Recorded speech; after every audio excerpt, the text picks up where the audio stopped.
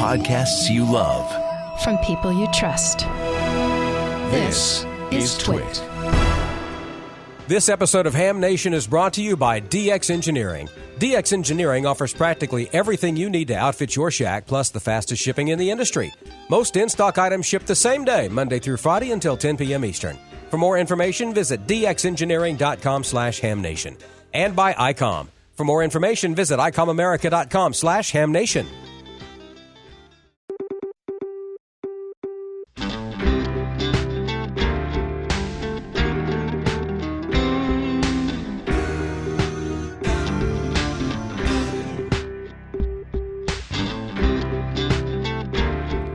This is Ham Nation, episode number 424, October 16th, 2019. Jeri Ellsworth from Tilt 5. Hello, everybody, and welcome. You're watching Ham Nation, could be listening to Ham Nation. I'm Bob Heil, and we're just ready to have so much fun tonight because we have some very special guests. And we're going to be learning a lot and having more fun than we're supposed to. So let's see all's who. First of all, Don is here. Don, you doing okay? You didn't get underneath some of that stuff that fell out of the sky this week, did you? My goodness. Oh, no. I was gone last week, of course, at Cruising the Coast, and then went to San Antonio for a family reunion, and just amazed while I was there in San Antonio to see the news of the new Hard Rock Hotel under construction collapse onto Canal Street. And it's, sad news, loss of life, and just a very bad thing. But, our prayers go out to those people. And I want to say hello, speaking of listeners, to WTWW of 5085. And I forget the other frequency off the top of my head, but 5085 is the big one. Email at WTWW.us is the email address if you'd like to send them anything. Of course, go online, too, to make a request. It's amazing technology that they have there. And we've got some great stuff from Newsline and from Dr. T as well coming up. So, it's going to be an amazing show, Bob. So let's just get right into it. We're going to do that. Look who's with us tonight. It's Valerie. Valerie, how are you? Looking good? Everything okay up there? Yeah, everything's good. Weather turned cold. Crops coming out of the field. We got the beans out, so that means the beverages are going in because we finally got the crops out in the first half of the field. So, and a lot of DXpeditions coming up, so I'm going to be talking about that. And I've got some really good episodes coming up on the horizon, which I'll tell you a little bit about later in the show. But that's all I've got from here. So back to you. Okay, well, we're looking forward to that. And we have such special guests tonight. Been working on this a while, but here they are in tandem, connected at the center point, Jeri and Amy. How are you, ladies? Everything okay? Hi. Oh, it's an honor to be here tonight. Thank you. We may have to be surgically separated here from this thing. well, you have quite a wonderful thing to tell us about. We'll be right back to you, and then we're going to let you roll because you got some exciting stuff to do tonight. Thanks for being here. But look who is taking hold of things in the studio. It's Randy. How you doing, Randy? I'm doing fine, Bob. It's great to be down here at Twit and had a nice drive down today from Go Beach. I was in front of the rain for the whole day, so really looking forward to the show tonight and seeing everybody at PacificCon in a couple days. Yeah. Well, normally I'd be there with you in the studio because I'm out of here early morning to PacificCon. Gordo won't be here tonight because he's driving. In fact, he's probably doing a club meeting right now, and he's on his way up. So anybody that can, you should go to PacificCon. It's a wonderful ham fest. Great convention, actually. It's much more than just a ham fest. So we'll see you there.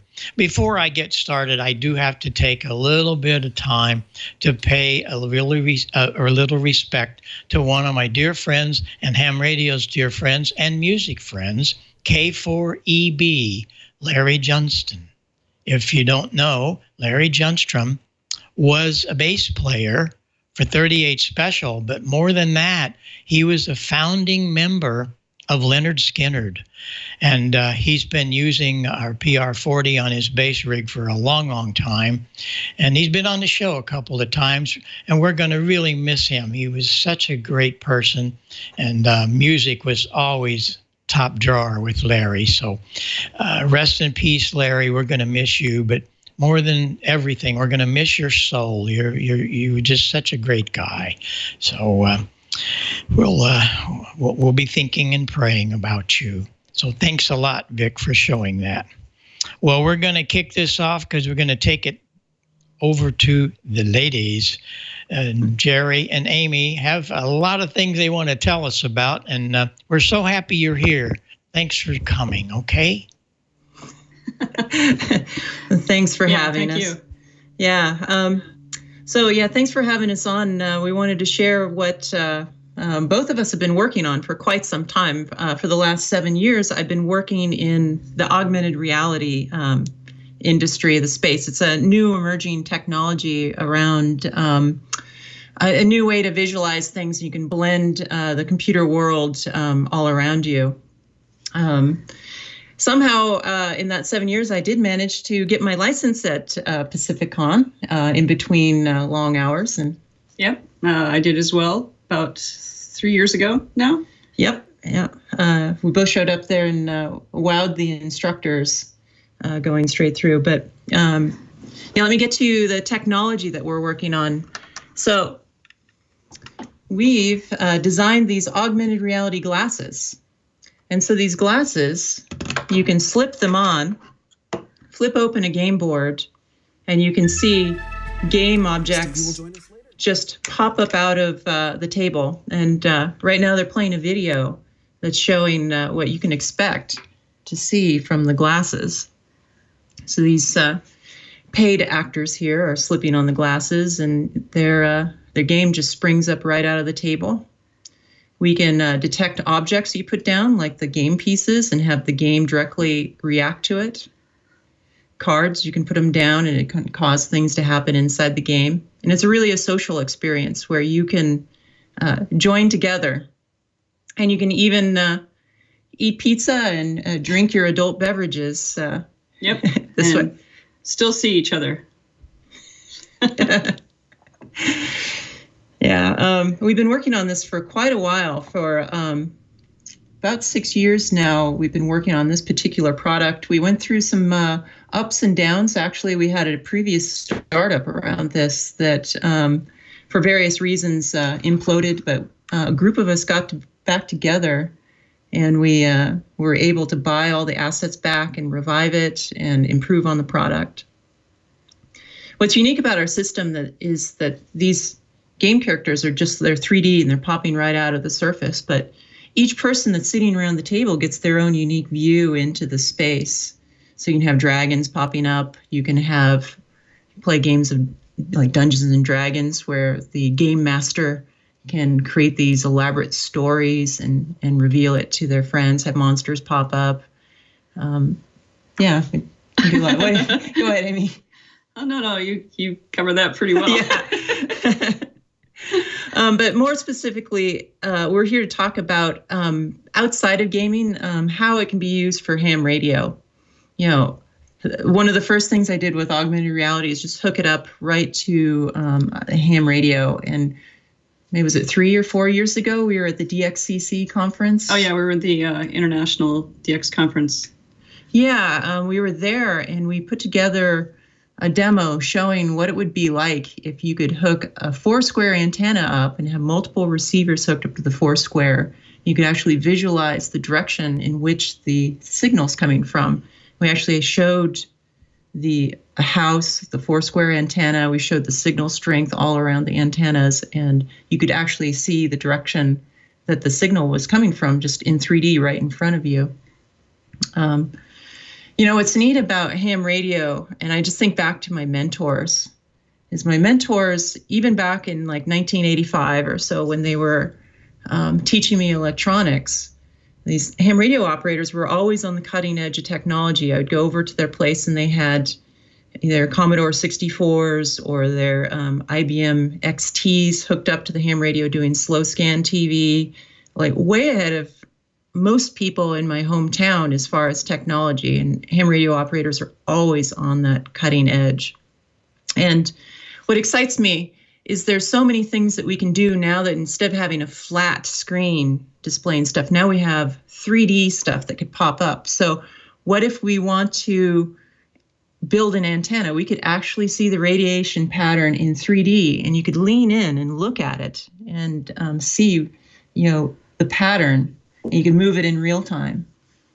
Or imagine seeing the waterfall in 3D dimensions in front of you, and you can actually, with hand gestures, you can reach in and go, oh, I want to take a closer look at this right here, and you can pull it up that way.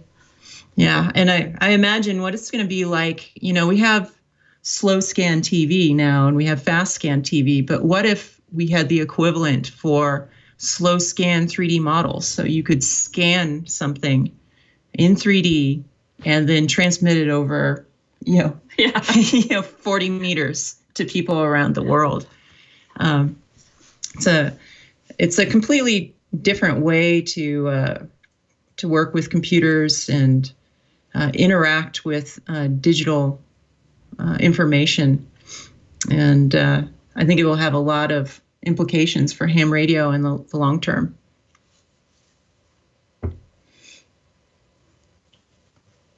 Any thoughts, Sammy? Oh, no, I've been. That's good. We're excited. Have you hooked that up to any antennas and actually did a program with modeling on antennas using the system? Not yet. I've been looking at OpenNEC, one of the modeling tools, it's written in like Fortran, so it's a little weird for me to deal with, but I'm looking at it. Eventually those tools will come. Last week we were supposed to be on here, so I brought out the IC7610. I had it all hooked up to our system, and I was going to show this 3D waterfall. But the Twit Cottage was getting blown away by high winds, so that show was canceled, and other stuff is set up in here now, so we can't do a live demo. I'll put it on my YouTube channel pretty soon so you can see what it looks like. It's pretty interesting to think about, like, when you look at stuff in 3D, you get far more like information simultaneously, because we are just naturally like work in 3D most of our life. So when you look at a 3D waterfall, you just pick up more details of what's going on, and Morse code, you can almost just read the Morse code as it's cascading away from you in 3D. You see the dots and dits clearly, way better than you can see it on a 2D screen. Well, I'm sorry that we were canceled last week, but it looked like half of California got canceled. So if anybody, you must have been under a rock if you didn't know that. That's why Ham Nation wasn't on last Wednesday. But Amanda came to the rescue because everybody else was out this weekend. But she put something together, and it was great, her and Gordo and Michael. But what we should try to do is have you set up your 7610 and so on, and come back and just show us that part. That would be pretty cool. We can probably make that happen, right? Yeah, absolutely. That'd be fun. Well, Can I ask you a question? Yeah, go ahead. Hey, is there a contesting application for that? Because I know when we have N1MM up and we have the spots up, can you see that in 3D? People that you can work around the world and just see that all in 3D as they're coming up instead of a band map and things like that. Yeah, I mean, you could take various spotters and run that into this 3D map of the world, and you could actually see like the paths in which propagation's happening, and you could see where the hops are actually happening. It'd be probably a lot easier to visualize than just on a flat screen. And that would be great for contesting. Yeah. And then there's some other really interesting things, like since we have such an intuitive way that you can just reach in and touch data, you could actually do things like you could grab your waterfall and just drag it backwards. And like, I want to analyze something that happened in the past. You could scrub back and forth, like, well, what was that call sign? Pull it back and forth and listen to it and move back and forth. Just use your hand to move it slower or faster and just, pull out those letters that you didn't catch. So we're super excited. We are just launching the product now. We have a Kickstarter that's running, and it's been going really well. And we met our initial goal within 17 hours. It was pretty amazing. Yeah. I was thinking there's where everyone can go in and see that, and they also can help fund that. That's really great. We're proud of you. That's wonderful. Thank you. So there's a lot of the software I was talking about is not written yet. We're gonna have to get some creative hams to participate and work with us to create this content. But every one of the dev kits, or every one of the kits that we sell, is a dev kit. So even if you're a hobbyist or a professional, you can use it to create these applications. So if there's anyone out there that knows the kind of antiquated NEC simulation software, contact us. Help me out a little bit. It's a little bit of a learning curve.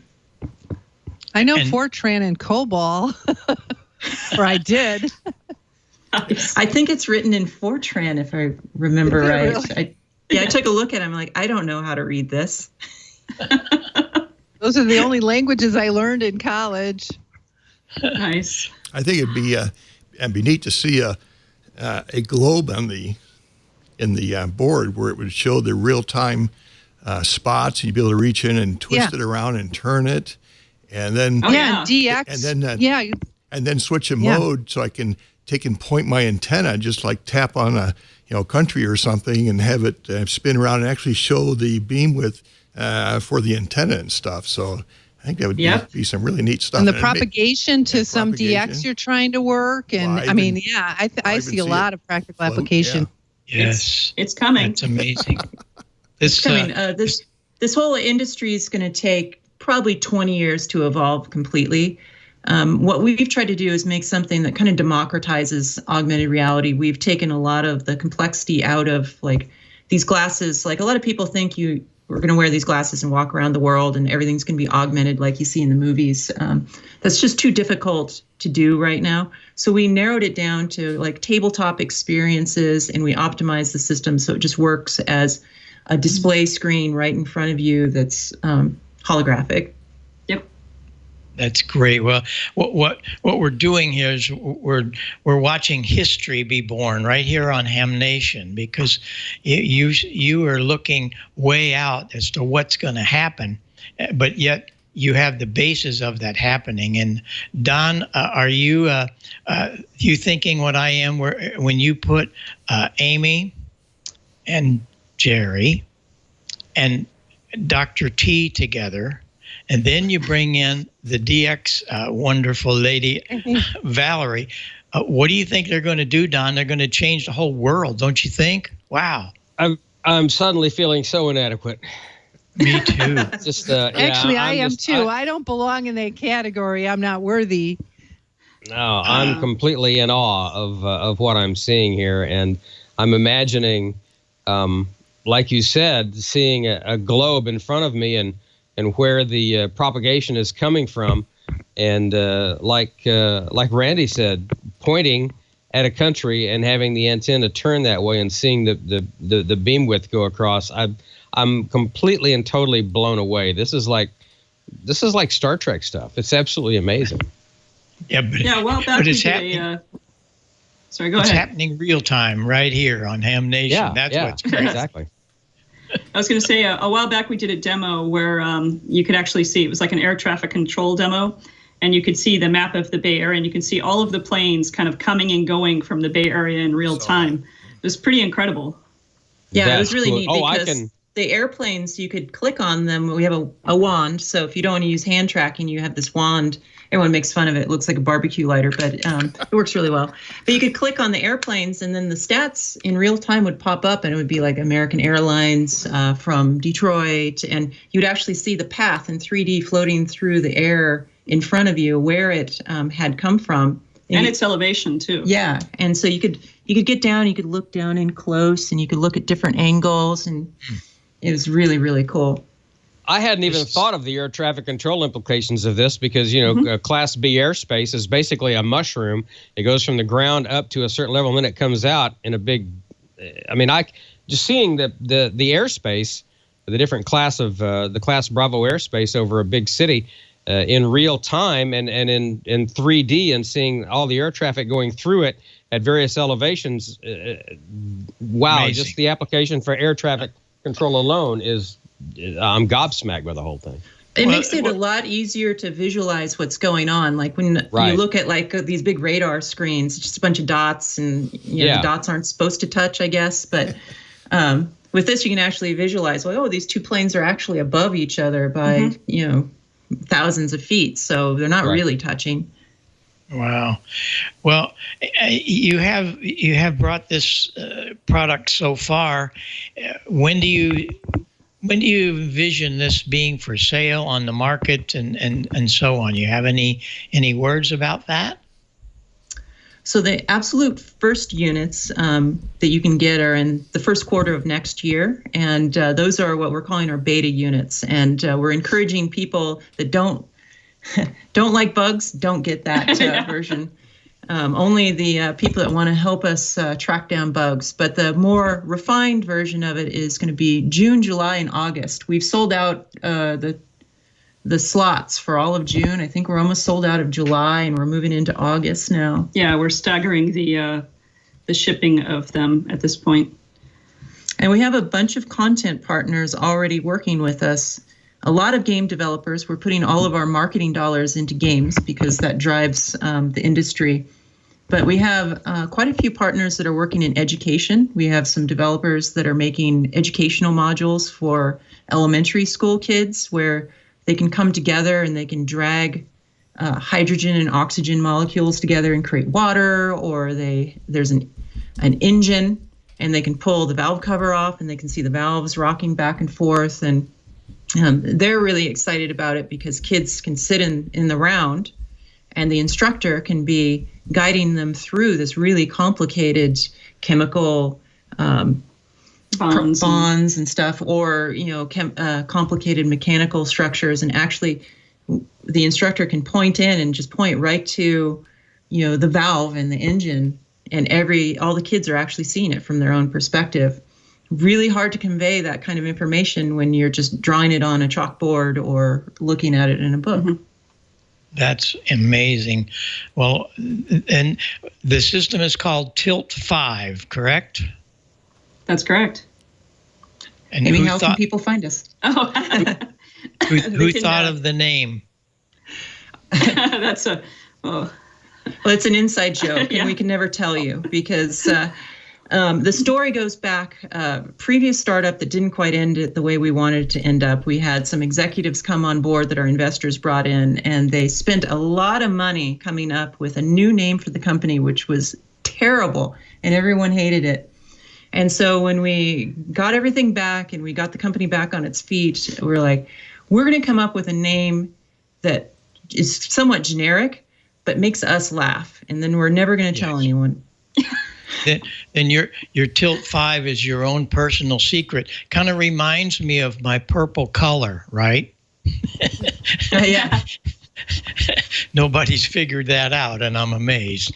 Well, this is really exciting. Everyone thinks it's because I collect pinball machines, and that's the farthest thing from pinball machines. So.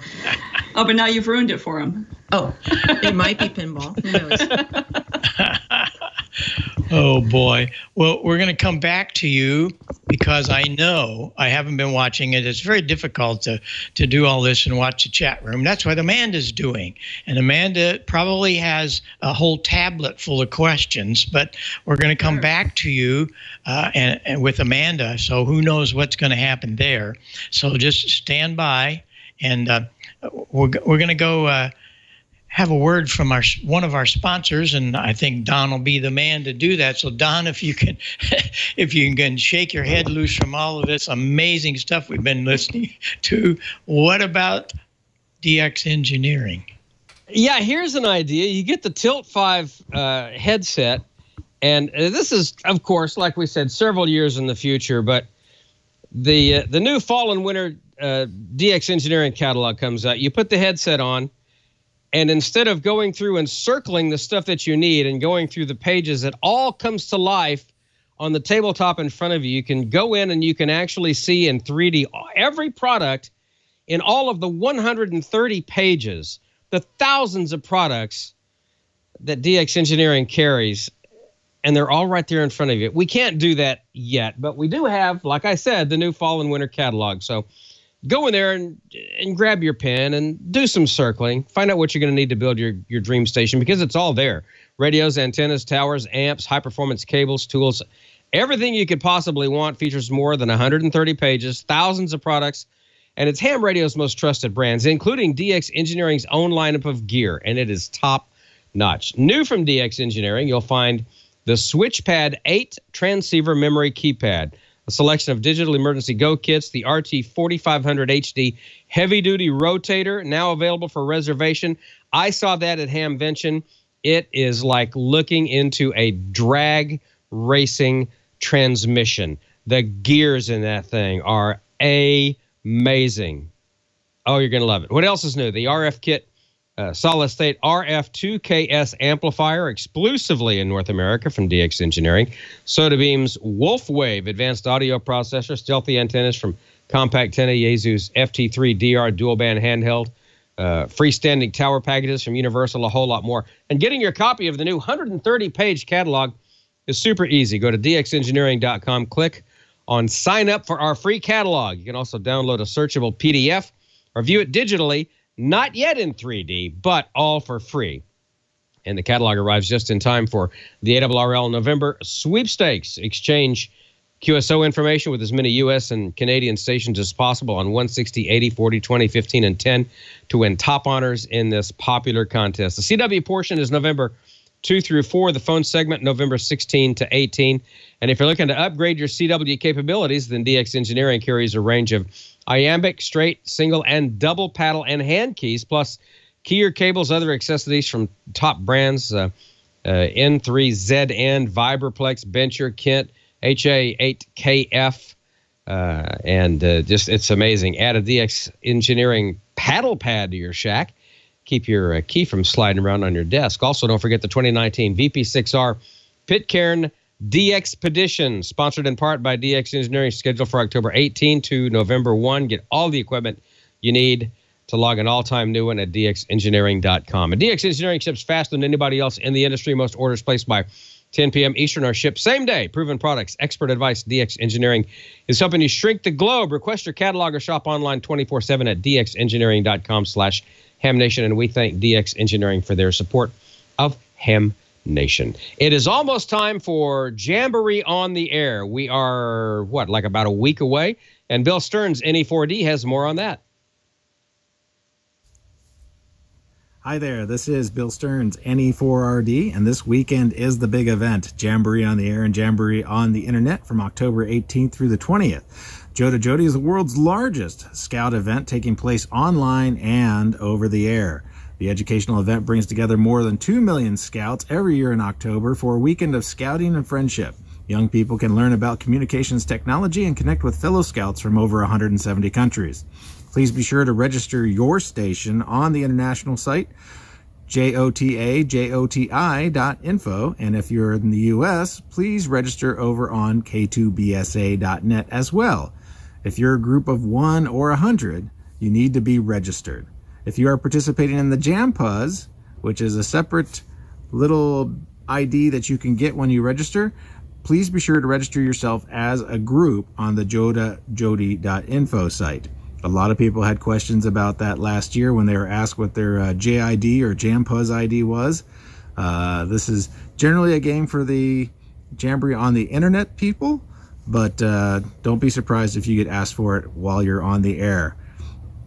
With band conditions being as they are, be sure to try out the digital modes on HF like FT8 and JS8 call, and of course the digital modes on VHF and UHF side like Echo Link and D-Star. We have several nodes up on Echolink, Star, Jambo, Star, and you can find more information on that and other digital modes on our website at k2bsa.net. Keep track of your visitors, your scouts, and your contacts to your event station in order to send in a comprehensive report after the event. For those USA stations submitting a report, For one lucky winner, Icom America has graciously provided an ID51A Plus 2 VHF UHF D-Star portable as a prize. So thank you. Participate in Joda and Jody. Have a lot of fun this weekend, and we'll expect to have that report next week. So until then, if you need any information on Joda, Jody, or radio scouting, please visit our website at k2bsa.net, or you can visit the international site at jotajoti.info. This is Bill Stearns, NE4RD, saying 73. Thank you, Bill. We will have more information from Bill on Joda Jody on Amateur Radio Newsline. Also, Dr. T's solar update, and that's coming up right now. From Amateur Radio Newsline Report, number 2189, these are the Ham Nation headlines for Wednesday, October 16th, 2019. The pileups ended earlier than expected for the Tokelo Island D-Expedition. The Tokelo Island D-Expedition has cut its stays short after 7 days of operation on the island, logging an estimated 50,000 QSOs. The ZK3A team reported in an October 8th Facebook post that they were shutting down that same day, going QRT a few days earlier than their intended end date of October 11th. The Facebook post noted that all the team members were well, but because the boat was returning earlier than planned to take an ailing person on the island for assistance, the team opted to pack up early. According to the team's posting, another boat would not have been by to retrieve them for 10 more days. In an earlier post made on October 8th, the team wrote of its thousands of successful contacts, noting that QSOs had been made on CW, SSB, RTTY, FT8 and 6 meters EME. Slightly fewer than a dozen contacts were also made on SSTV. For Amateur Radio Newsline, I'm Jim Meechan, ZL2BHF. If you've ever been to Hamvention, you've probably visited one huge business in Dayton that hams did not want to miss. And now it seems they will.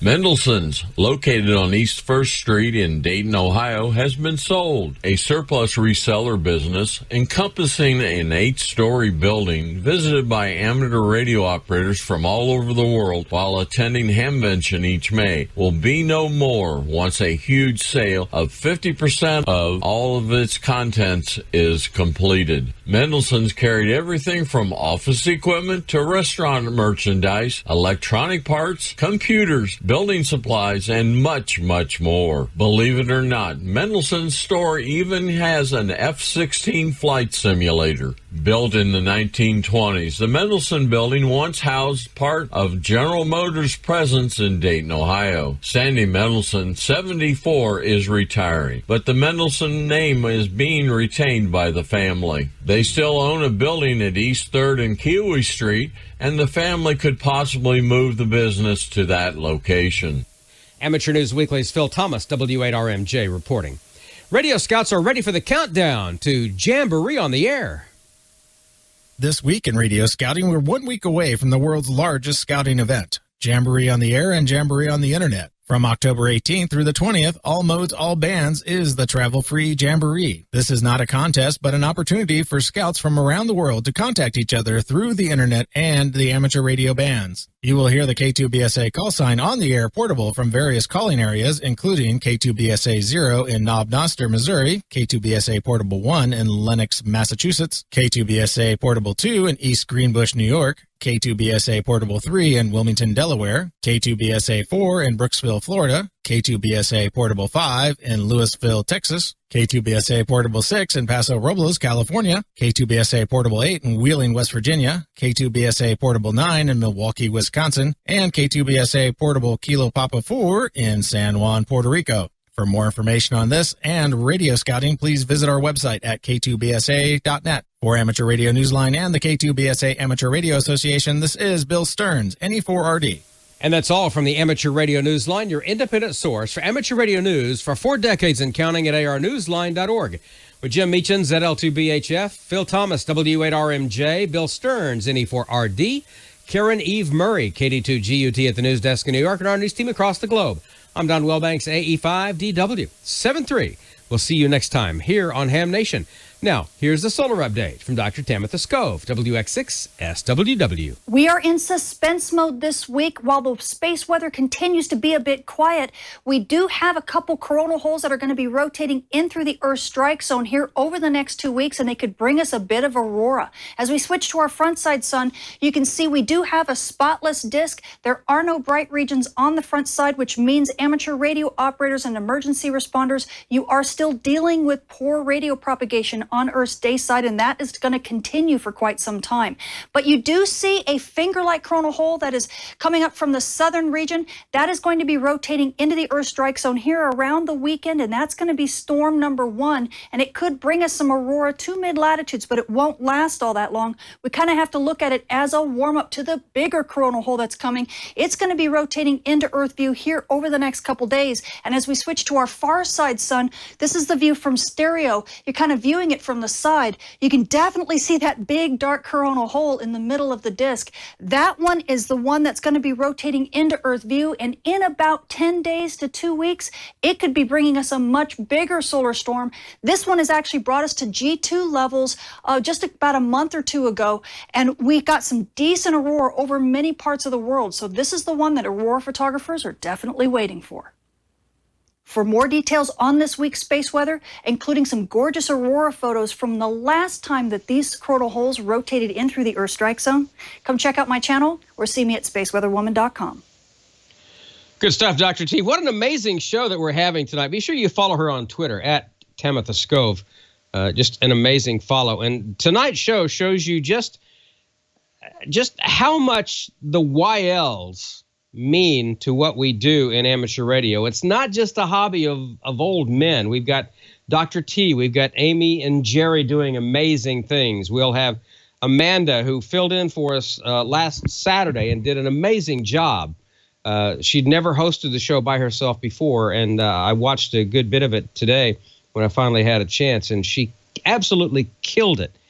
And so she's coming up later, and now it gives me immense pleasure to welcome back to the show our DX queen, and that, of course, is Valerie. So, Valerie, so good to have you back, darling.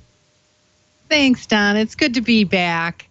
Well, tonight, I was actually going to be interviewing someone from the Pitcairn DXpedition, but we were not able to make that happen, unfortunately. So I just have my regular DX report. If you want to start some of those slides, Victor, I'm going to be doing my DX report for this week. And the first one, you found the GIF. All right.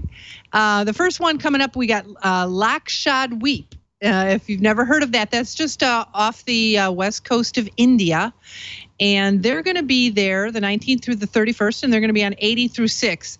You can go the next one. There's only 3 operators, I think, on this one. So it's a smaller expedition. But if you need that, I know I need that on a few band slots. So hopefully propagation will be good, and you can get them in your log.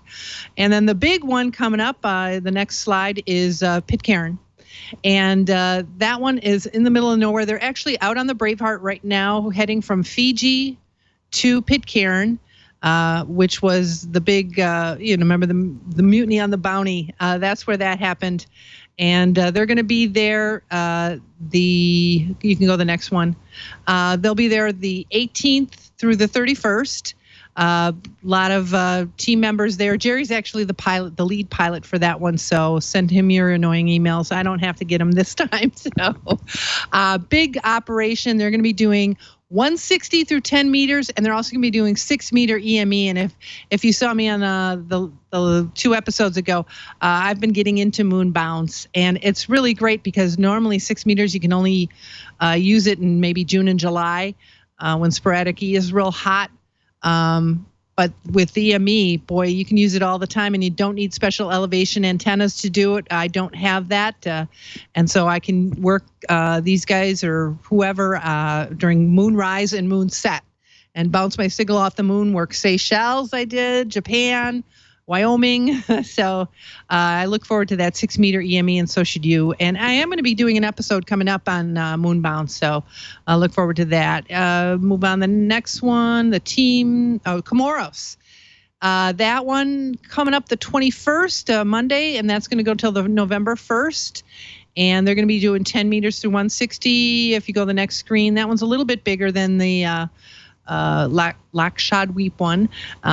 We've got 9 operators, so somewhat bigger. And then after that, we also, next slide, we've got Western Kiribati. That's going on right now, but that's going to be ending next Wednesday. So if you don't have them in the log, you better hurry up. That one's going to be ending soon, and you never know if they end early, like that what he just showed you on his Newsline. And we only have 2 operators. Go to the next slide on this one. So it's a smaller operation.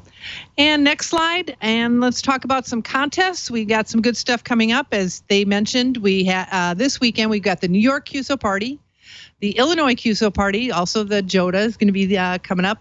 But also, here's a kind of fun, quirky one, Telephone Pioneers QSO Party. Now, that's a little soft in my heart because I used to be an installer at Western Electric, so I might get on for the air for that one on Monday, so that might be kind of fun.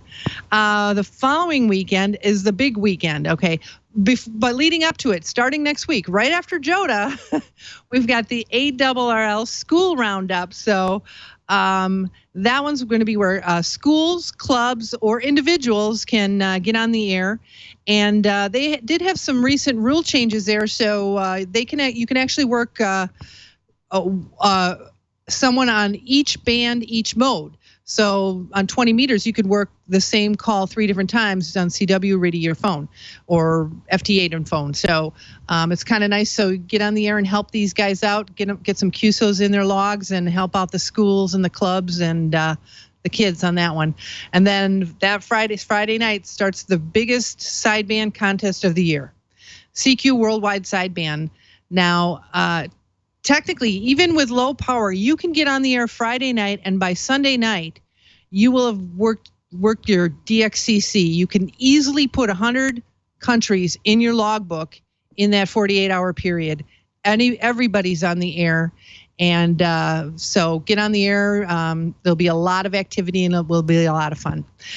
So that's all for my DX report, but I did want to let you know on some stuff I've got coming up in the hopper. Like I said, I got Moonbounce Lance, who's one of the foremost authorities on Moonbounce. I'm going to have him on, and we're going to kind of go over how to work Moonbounce. You don't need any special equipment, and we'll kind of go through how to do that and when the openings are real good for Moonrise and Moonset, so that you can work people. And then Jim Idelson, Bob and I were kind of talking about this in the opening part of the show, but something big is going on with this, and it's huge, and it's very, very important to all of amateur radio, not just DXing and contesting. So when that's ready to go, we're going to roll with that, and that's all I'm going to say because I'm going to be a tease about that one. And then being the boring accountant that I am, I've had a lot of people ask me to help them get their 501c3 and 501c7 for their club. So I'm probably going to be doing a couple episodes on that. Probably kind of boring, but it will help you set up for your club, your 501c3 or 501c7 and your 990 filings, maybe if you let your club lapse, how to get that club reinstated so you can be a nonprofit. So it will be boring, but something that a lot of people will probably need and want to know to get their club set up that way. So a couple things I've got going. So that's all I've got for this week. So I'm going to pass it over to George, who's going to be joining us now. How are things, George? Things are going fine, Val. It's just, the weather is finally turning a little more toward fall here, and that's a good thing because it has been terribly hot for terribly long. And good to see you tonight. Glad to have you back on board here. And Fortran and COBOL. Yeah, I miss those two altogether. I didn't get into computers. I took basic too, and I had the mainframe with the key punch machine and the cards. That dates me, but yeah, that was the old days, huh? Yeah, well, they were using key punch when I was in college, but I was taking electronics, so my computer training was mostly a little trainer board, and you put jumpers on it and stuff like that to program it. So not as much fun as the cards now, for sure. Well, we're going to be back in just a moment, but first let's get a message from Icom. Heard it, worked it, logged it. It's time to get the transceiver that's best suited for your lifestyle. Icom offers a variety of high-performance and innovative products. Make the most out of contest season with one of these Icoms today. IC7610, the SDR every ham wants. This high-performance SDR has the ability to pick out the faintest of signals, even in the presence of stronger adjacent signals. The Icom IC7610 is a direct sampling, software-defined radio that will change the world's definition of a SDR transceiver. RF direct sampling, 110 RMDR, independent dual receivers, and dual digicell. Or get the IC7300. Changing the way entry-level HF is designed, this high-performance, innovative HF transceiver with a compact design will far exceed your expectations. RF direct sampling, 15 discrete bandpass filters, large 4.3-inch color touchscreen, real-time spectrum scope, and SD memory card slot. Keep your competitive edge with faster processors, higher input gain, higher display resolution, and a cleaner signal.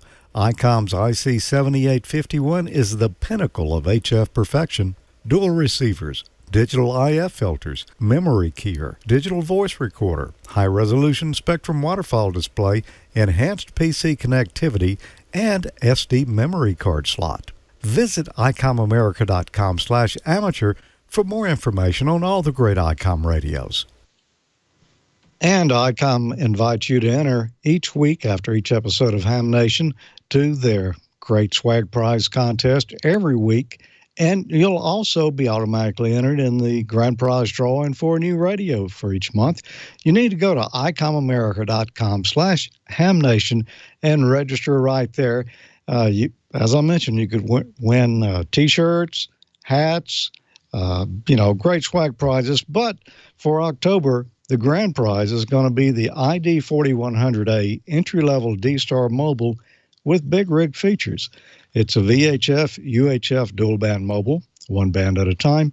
It's got built-in GPS, DV-FM repeater near search function, micro SD card for voice and data storage. There's terminal mode and access point mode built in, and there's downloadable Android and iOS apps available. So go to ICOMAmerica.com/HamNation after this and each episode and register to win. Sign up, good luck, and don't forget to follow Icom America Inc. on Facebook and Twitter. And you may remember the last few weeks I've been talking about the contest where we were giving away an IC7300. Well, that's a done deal now. We gave it away this past Friday night to one lucky winner celebrating Amateurlogic's 14th anniversary. That lucky winner is Earl Griffith, WA4KBT. Earl's amateur extra from Soddy Daisy, Tennessee. Congratulations, Earl. I know you're going to enjoy that rig. And Earl is a relatively new ham, like the story of so many hams these days. He wanted to get licensed when he was young and just kept putting it off and putting it off. He finally got around to it this past year. He got his technician and general, and shortly after got his extra. So he's going to really enjoy that grig and all the trimmings on it. Congratulations, Earl, once again. And thanks, Icom, for making that possible. And, of course, Heil and Gordo and MFJ and everyone else who contributed to that. One other contest, and, we're not like running perpetual contests over there, but it just happened to have one other item come up here. You may remember not too long ago, we had Howard Nurse on here talking about the great RigPi station server. This is it right here. It's a Raspberry Pi in there, and there's a voice board, keyer board in there. You connect your rig to this, plug it into the internet, and you can remotely control it from your cell phone, from your tablet. It just gives you a great way to access your rig and get on the air. And, the thing really works flawlessly. I've got one here. This one is actually mine. And no brainer, it just works. Oh, you do have to open a couple of ports on your router, but that's about it. The rest of it's already set up. all ready to go. We're going to be giving away one of those next month over at Amateur Logic. All you need to do is go to amateurlogic.tv/contest and get the details. It's very simple there. You're basically just going to send us an email with your details on it, your call sign and such. No big deal, but it's a great little prize right there. Somebody is going to really enjoy this. If you're a ham, why wouldn't you want to be able to get to your rig from wherever you are? And it's not just HF. You could control a VHF or UHF rig with this, anything that you got cat control with. So thanks to Howard and MFJ. We'll be letting you know who won that in about a month. I got a couple of quick photos I wanted to show tonight because I've been out at the transmitters quite a bit the last few weeks. The seasons have been turning. We've had a lot of thunderstorms. And when that happens, things get a little bit hairy. And sometimes you don't know about it. Well, one of my biggest FM transmitter, it's a 35 kilowatt transmitter, recently had a tube start getting weak, and that's what they do. You know, they just won't make emissions anymore, so your power just goes down. It was time to change a tube. I'd gotten 3 years and 3 months out of it, so that's a little better than normal. And you put these tubes in there, they fit down in a tube socket that's got these little silver-plated fingers that contact around the bottom of the tube, and you don't want to go in there pulling that tube out all the time because it's kind of heavy and those fingers down there are kind of fragile. And it's best that, you kind of leave the thing in place until you need to take it out. Then you clean it. Well, so this tube hadn't been out in 3 years and I hadn't seen what was around behind it. Well, I got a good look at it, and it was, I've seen this before, but not quite to this extent. Here's a photo right here. This is on the left. It is the plate blocking capacitor. On the right, there's the old tube that came out. Now that tube, no, it's not burnt. That's not soot on it. They're silver plated, and that stuff tarnishes. And after 3 years at 35 kilowatts, it does get a little warm. You put your high voltage onto that tube, but you can't just connect to the plate of that tube with that high voltage there and go to your antenna. You have to block it with a capacitor. That little device there on the left is the plate blocking capacitor. You can see that's two pieces of aluminum, one over the other, and then there's Kapton wrapped around the inner piece, and the other piece sits down on top, and it's got that hose clamp there. That's what holds it all together, and that's what blocks the high voltage from going out your antenna. And wow, there's nasty little arc trails on there. If we zoom in a little bit closer and look on that, oh man, that is ugly. That stuff is like sandpaper. It's a lot of little pits and a lot of little pieces of metal that are kind of protruding there. That can cause another arc if it's left, so I did sand that out, but I don't know how well it's going to last. There's another side that goes to this. There's a plate that sits immediately behind this tube and plate blocker. This right here is the plate tuning control. That's a little motorized paddle that runs in and out, and it changes the distance to the tube, and that's how you load the tube. You can see there's the matching arc right up there in the corner of it to where the plate blocker arced. And yeah, that is rough stuff right there. I sanded that down too as best I could. I have replaced one of these before. But yeah, lightning, you don't want to be connected to, say, your transmitter or the bottom end of your antenna when lightning comes in. That can get pretty nasty pretty quick. So anyway, that's what I've been doing the last, 2 or 3 weeks here, is dealing with some of that kind of stuff and trying to get as much as I can done before winter gets here.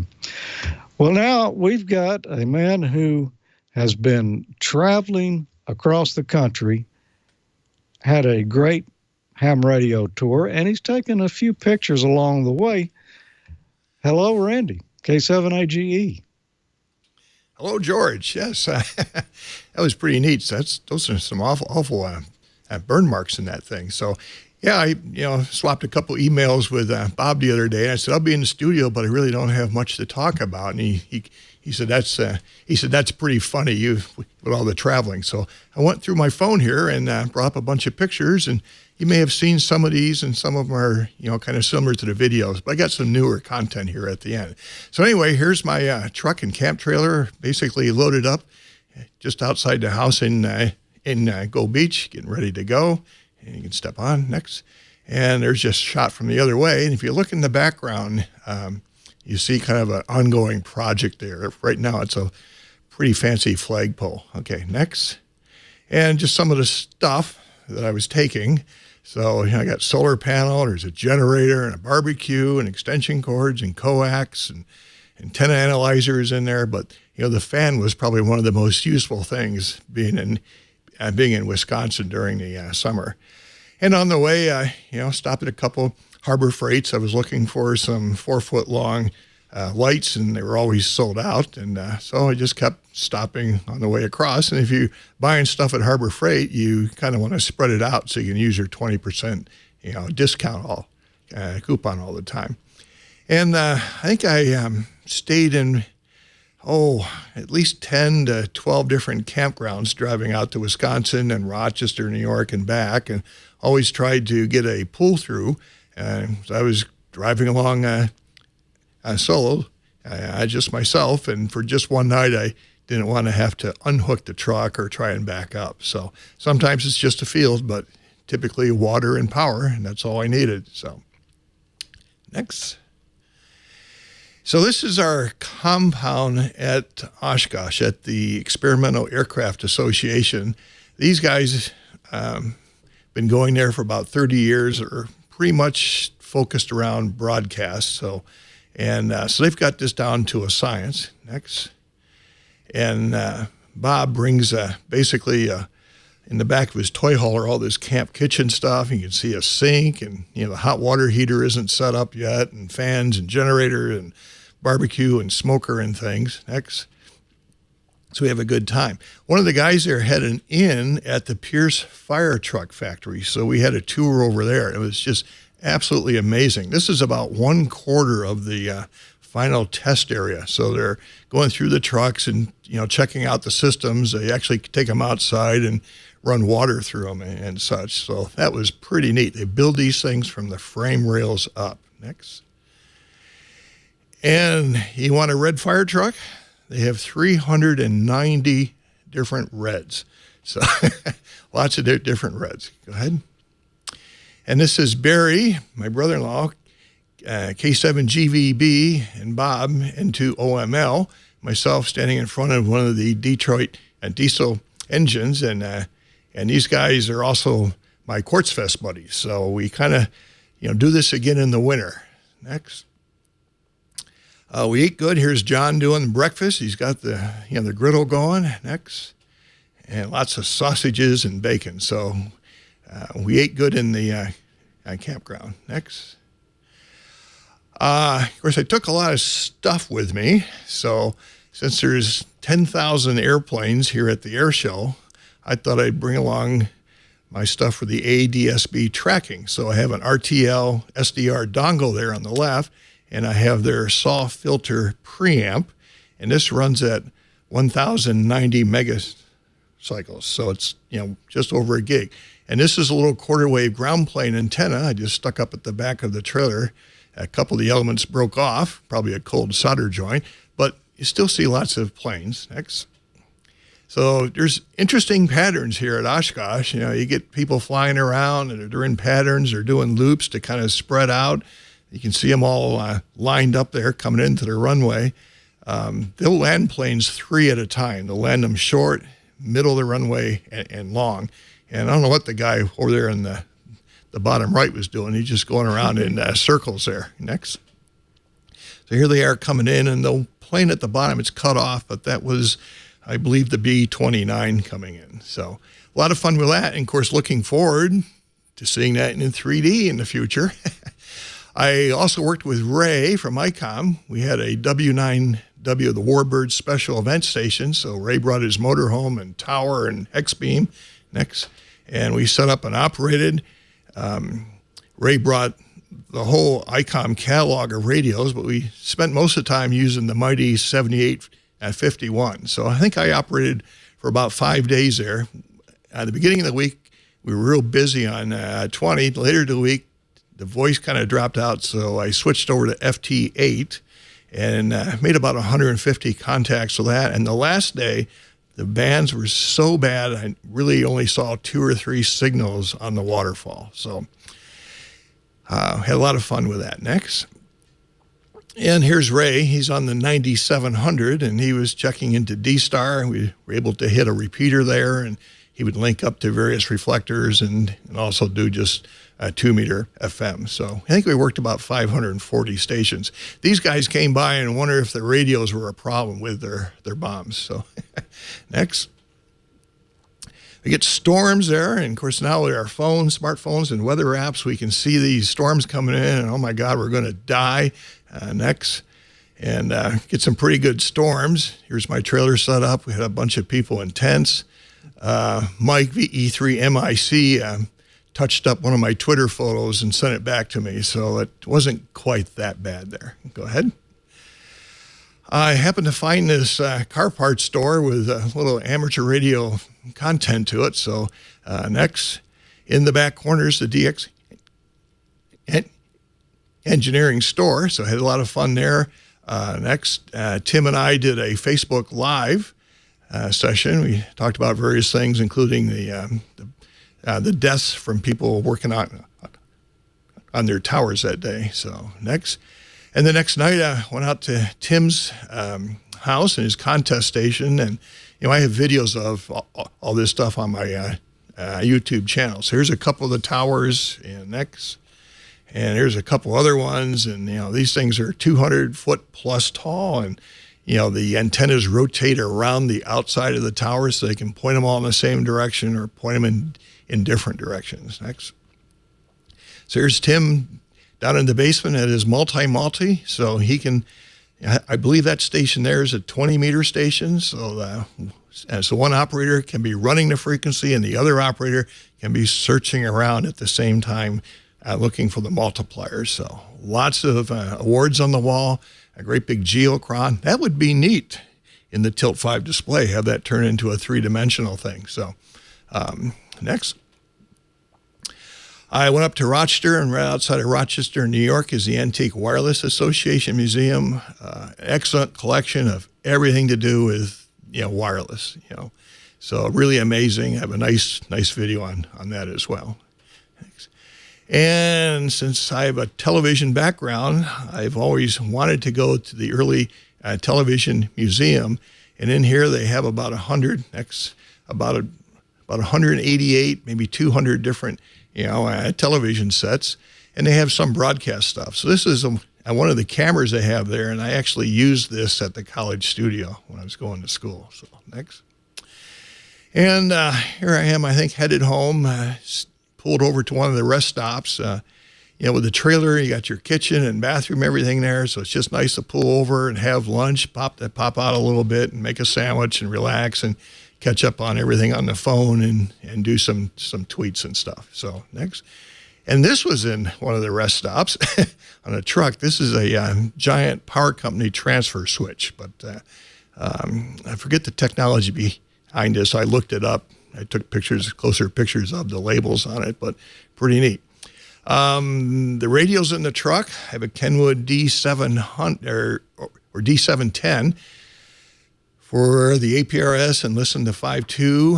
I have an Icom ID 5100, so I would use the near repeater thing and have it go through and scan the local D-Star repeaters, and then on the other side of the radio just scan the 2-meter band. Had a scanner sitting on the front seat listening to a bunch of the common channels as well as the railroad channels, because a lot of the roads parallel along the tracks and you can hear what's going on.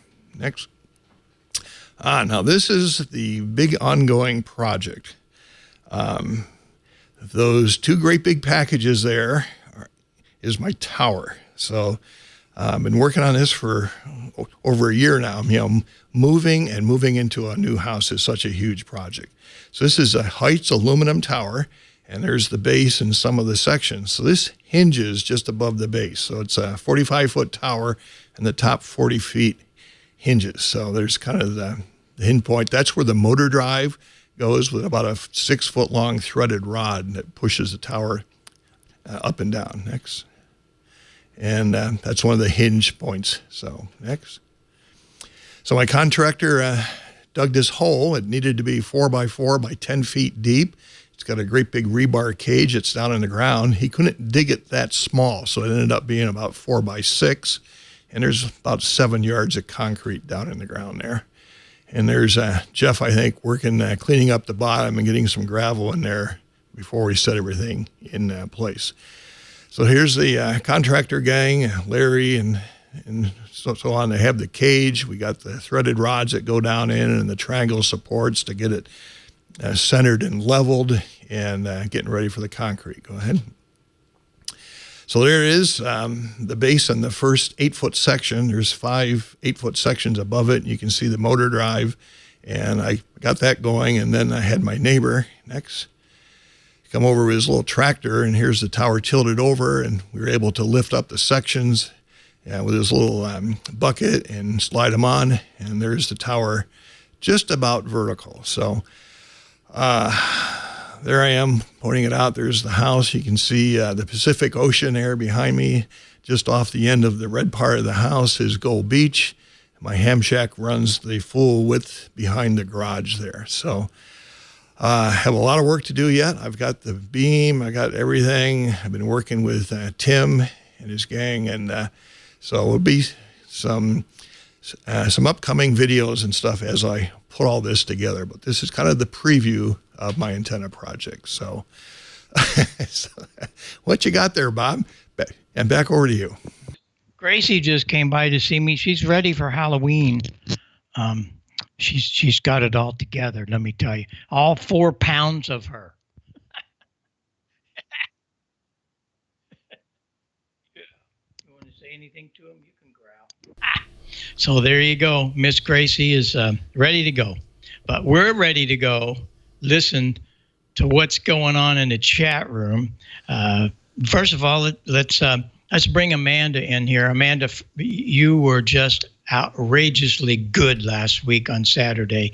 Thank you so much for taking care of everybody, and we appreciate all. So I bet you have a whole list of questions for our special guest tonight, don't you? I absolutely do. And hello, Gracie. You're so precious. Oh gosh. I love Halloween, and I love trick-or-treaters coming to my door. What I love more is when they bring dogs so I can hand out dog treats. All right. I'm sure you're all with me on that. You have to be. Okay. Amy and Jeri, it's so nice to have you on tonight, and I do have a ton of questions. So let's just get to it. The first one that we're going to talk about is you keep mentioning that this is all 3D, and I kind of want to verify with all of us that aren't as intelligent as you two. What's the difference between 3D versus VR, the experience, and is this better, the same? Give it to me. Oh, you go ahead, Amy. I did most of the talking. It's your turn. Okay, so the primary difference is that when you put a VR headset on, you're pretty much closing yourself off to the world around you, and you're immersing yourself completely in this virtual world. When you put our glasses on, or AR glasses on, you can actually still see the world around you, and you're essentially just overlaying the world with these virtual elements. So in our system, you can actually sit across from your friends, and you can be playing games, and you can actually still see each other, and you can see the reactions on your friends' faces and stuff like that. So it's a slightly different experience. Like if you want to be completely immersed in a virtual world, VR is pretty much the way to go.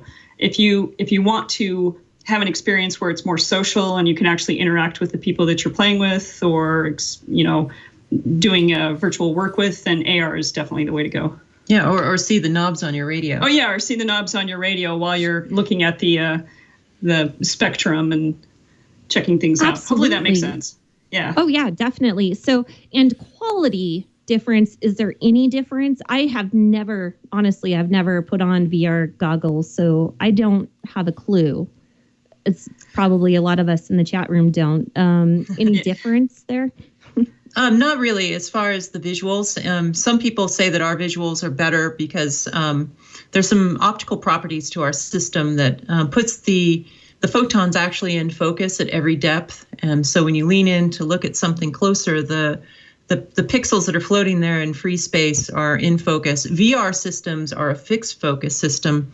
So those, even if the virtual objects come up really close to your face, you have to force your eyes to look at a different focal depth. And for some people in virtual reality, that gives them headaches, disorientation, and ours is very grounded in reality. It feels like these little virtual objects that are sitting on your table are really there. And that's because the light actually leaves our glasses, goes out to this game board, and then back again. So the light is traveling in the exact same path as if that virtual object was emitting light or light was reflecting off of it on your table. So it's a very unique, it's unique to our system. No one else can do this kind of correct focus. And the other thing, I think I've seen screenshots of VR, and it kind of looks kind of rounded and distorted. I don't know how else to say it. It's just kind of bubbled, not right. You know what I'm saying? Yeah. I mean, there's some, I mean, we could go on and on about the technology behind the different glasses, but there's something unique about our system. So the light that's emitted from the glasses out to the game board is completely flat and square. Virtual reality systems, to make them kind of small so they're not these giant ski goggles, they have to use really distorted lenses.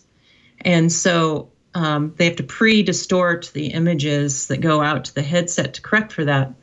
But there's some downsides, and this also gives people headaches, and they have problems with it. Is like if your eyes are at different distances apart, you look through the lenses at different angles, and so that distortion is radically different depending on your eye spacing or if the headset's crooked on your face. Amy is our test case. Yeah, I have very narrow set eyes, so they call it IPD. My interpupillary distance is pretty close together. And so if I don't have the capacity to actually make that adjustment in a VR headset, it doesn't work very well for me. Yeah. And so because the photons on our system are actually coming from the table, it doesn't matter what your eye separation is. You could be a child, you could be adult, you could have the glasses really crooked on your head, and it still looks correct. That's awesome right there. And so somebody had mentioned in the chat room, this was just a comment. They said, it would be so sweet if I could all of a sudden connect with the person I was making an HF contact with. Well, obviously you two described how that's not possible, but maybe in the future they actually could connect. Oh, it actually could be. It could be possible. Yeah. So some of the things for tabletop gaming that we do could apply to ham radio. Mm-hmm. So you can connect your board, your display board, to somebody else's display board across the world. So you could actually get someone's call sign and do a quick connect to their board. And then now you have a shared 3D space between your two ham shacks. And so there's a lot of interesting stuff you could do. You could have some pre-made 3D models that you could bring out, and we have speaker and microphone built into the headset. So you could talk directly to your new friend and say, like, well, here's my new Icom radio. I've digitized it and put it here on the table. And look at this, CI5 port on the back. And this is where you need to plug in. And so there is this more social connection with an AR system versus like a lot of other systems. And we worked really hard to try to bring that to tabletop gaming, because that's one of the biggest barriers to playing board games is your friends can't come over. So now you can just connect with your friends and play a board game, over the internet. And as you move your hand through, we can digitize your hand and it can show up across the world while you're talking to them live. Absolutely. And I'm kind of a gamer. I play like Call of Duty and things like that. And any way I can do that is pretty fun. So that's awesome. That is awesome. And Halo. Oh, yeah, Halo. We're big gamers too. So to have a social gaming experience, we go to a great extreme here. Like we have 2 huge TVs, 2 Xboxes, 2 PlayStations, and it's an incomplete, broken experience. And so that's what's so exciting about this is you can have this new connectedness with your friends around the table. And so we can do board games and we can do pure video games. And we have the ability to have that social connection, whether it's a board game or a pure video game. Absolutely. Can I join your group? Because I think we'd have a lot of fun. Yeah, that's great. We'd like that. So I was also thinking, I always pre-think things, and I'm going, well, in the emergency services, how could we use this? And I'm just thinking out loud that we could have a virtual map of where all of our operators are deployed, which repeaters they're using, put the APRS map in there. I mean, there's just like no limit to this. So that brings me to my next question is, this is kind of all open source then, right? You give everyone the capability to develop their own things to play. Is that correct? If I'm understanding correctly? Correct. Yeah. So everything is open as far as interfacing to our system. And it's actually, we've worked really hard to make it easy to use. And so in most cases, you would use a game engine, which are these standard game engines to create video games, but you can use it for non-gaming applications as well. But it's drag and drop. You drag in we call it a plug-in. You drag it into your scene that you're creating, and then you hook all your software up to it and all your game objects to it, and it just shows up on the table. I made a YouTube video showing how you can get your first project going in like 5 minutes. It's just that easy. Great. So I expect a lot of hams out there. I'm sorry. I expect a lot of hams to do this. I want to see your applications. Go ahead, Jeri. Yeah.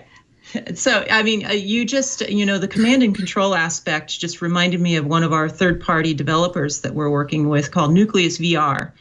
And they're working with the European Space Agency, and they use virtual reality and they use our system. And so they put astronauts in virtual reality headsets that are walking around in a room, and they're walking through the International Space Station.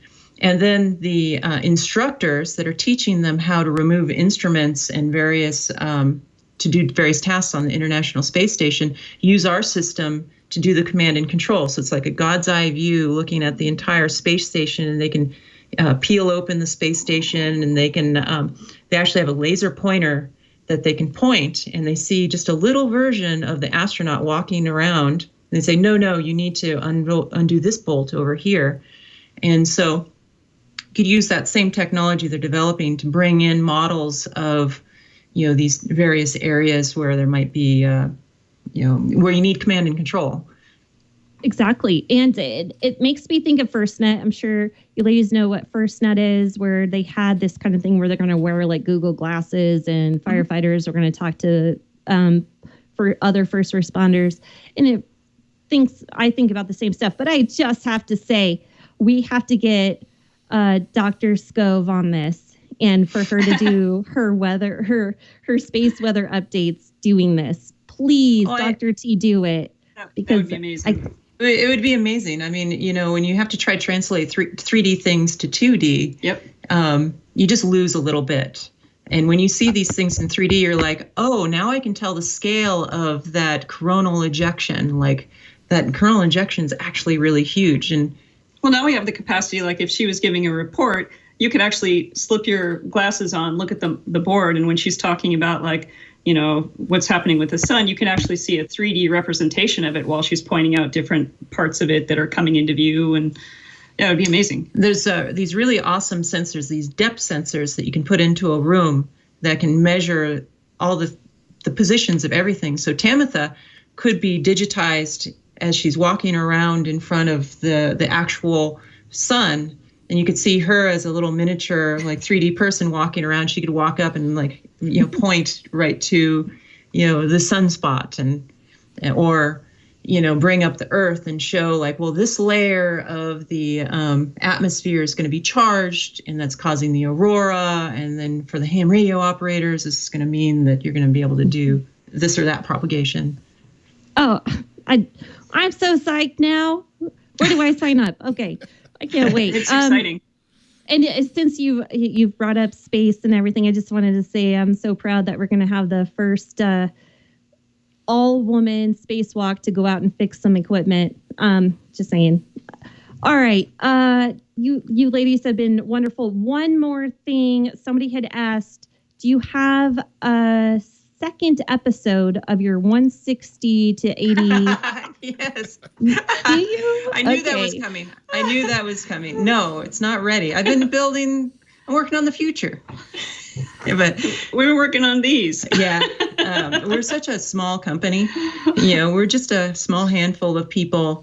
And what we pulled off is absolutely amazing, considering how little money we had and how few people. Yep. We got all the manufacturing set up, all of the relationships, all of the third-party developers. I think it's really funny. A lot of times we get comments. People are like, you must be this huge company. And we laugh because it's just...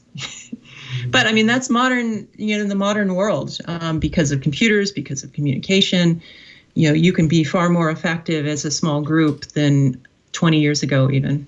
Yep, there we are. Right. There's the core crew. You don't have to have all that overhead anymore and have a business office in downtown San Francisco or wherever. So that's what makes it easier to do. I wouldn't say it's easy by any means, but that's what helps.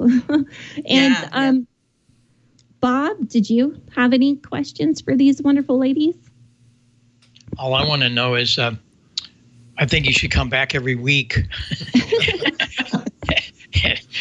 Give us some updates, but it's just been absolutely... I'll come back with the 160 meter loop video, and I'll give you a very special presentation of that. Okay. I need to do it. Just get people off my back. Right. Yeah. Okay, well, we'll look forward to that more than anything. Randy and I and Gordo will see you in Pacificon within a few hours. Let's put it that way. So, looking forward to that. We are so excited about that. We're so looking forward to it. Well, I remember when you came to Pacificon a few years back and said, they're giving tests here, aren't they? And I said, yes. And they come back in a little bit. She had her extra. So, hello. Wait, now, did you both just fly through all three tests? You just all the way? So Jeri did. We both had the intention of going in and getting the technician and the general at the same time. And so I made sure that I studied for those. But I was definitely aware that I was going to wait a year to do my extra. But the guys in the room were so amazed that we flew through the two tests really quickly and pretty much aced them, that they managed to convince her to do the extra the same day, and she did, and she passed it. So I hadn't even studied. I hadn't even looked at the questions. And so I had to channel my Elmers from 1985 to remember some of the Smith charts. Yeah, I mean, and polar coordinates. Polar coordinates, really? Nobody does that. Well, we'll look forward to hearing another episode on that, but we're really looking forward to Tilt 5. I congratulate you and your team, and I can personally tell you, you don't need 200 people in a company to make it happen. We've been doing it for 55 years, and we got a couple more than you, but not very many more, and you get a lot done. And sometimes I think the smaller companies can definitely get more done. Well, listen, Bob, thanks so much. Go ahead. I was going to say, Bob, if anyone out there can understand the work we have to go through, it would be you. We were talking before the stream started. Sometimes we get people look at our Kickstarter campaigns. They're like, well, you're 3 times your minimum goal. It's like, well, you got to sell a lot of hardware to even make a dime, and you got to have the hustle. And Bob, you've done that for decades. Bravo to you to have that energy to keep it up all these years. Thank you. But the product has to be right, and we're guided in that. But a lot of people say, well, who's your engineer? Our engineer is you. Yeah. People that buy our products and come back to us and say, you need to do this, you need to do that. And I'm sure you're doing the same thing. Well, thank you so very, very much for tonight. We're going to look forward to another episode soon. And in the meantime, People can go look at the website and see what's going on. But more than that, go to the Kickstarter and see if they can help you along a little further. And before long, you're going to have this product on the market, ready to go. And I appreciate Jeri, one more time. What, in case people are only listening and not watching, what is your YouTube channel? So my YouTube channel, where I primarily do hardcore science that you can do at home, that people think is impossible to do at home, it's a really original name. It's called Jeri Ellsworth, but you have to spell it correctly, Jeri, and then Ellsworth with 2 L's. But yeah, I have a variety of various topics from ham radio to some art projects where I converted old 8-bit computers into musical instruments like guitars. Or even I walked out to lava flows in Hawaii with shovels and scooped up liquid rock and showed people, how you could manipulate really, really hot rock. Yep. That's great. Race cars. There's a picture of some of the race cars there. Making your own transistors and chips at home. So I show how you can make transistors and simple integrated circuits. And let's not forget the pinball with and your best fan now, Joe Walsh, who's ready to come over and play some pinball. I know. There's 8, 9 within. I think there's 20 feet of here. 27 or 28 set up in the house. So, wow. And then a bunch more in the garage. A total of 80, I think, is about roughly where I'm at. You ladies are something else. Well, thanks so much for tonight. I hope everyone has enjoyed it as much as we have. And we'll look forward to seeing you in Pacificon. And we'll all be back here next week. And hey, who knows what's going to happen? It's Ham Nation. That's why you cannot miss an episode, because we never know. We write out the program, but then about halfway through it, we throw it away because we come up with better ideas in the middle of the show. And you are usually guiding us along in the chat room. Thanks again. I appreciate it so much. We really appreciate Leo Laporte for giving us his time and Victor for making it all happen before coming out and choking all of us, because I told you we were going to do that. And we Thanks, Bob. This. And actually, if I may chime in, Jeri and Amy will be on Triangulation, I believe, next Friday. So if you guys want to hear more about Tilt 5 and Jeri we'll go into all the dirt. So, yep, all the dirt. So. You can ask us anything. We will answer. Triangulation 8 is where I met Jeri and where I first met Leo. And that is also where Ham Nation was born. So Triangulation's a great show. 7-3, everybody. Best regards. We'll see you on the air. And keep the old tubes and the transistors warmed up, because there are people to talk to no matter what they tell you. Ham radio is alive and well. Might not be the great conditions, but there's always stuff to do. So we'll see you later. Thanks for joining us. This is Bob Heil, K9EID. Bye-bye for now.